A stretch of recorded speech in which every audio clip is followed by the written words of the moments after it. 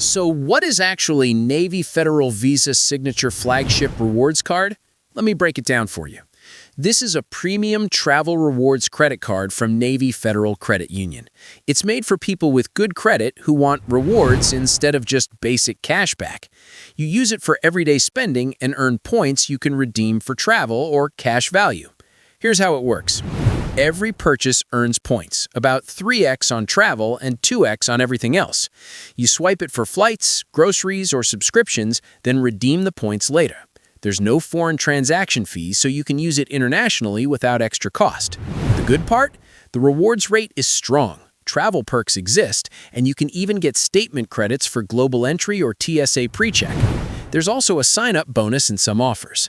Many people like it because it feels like a premium card, but cheaper than most. So far, pretty solid. Downsides? You must qualify for Navy Federal membership, so not everyone can apply.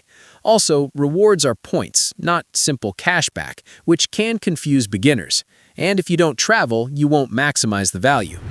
Pricing as of 2026, $49 annual fee and variable APR around 15.49% to 18%.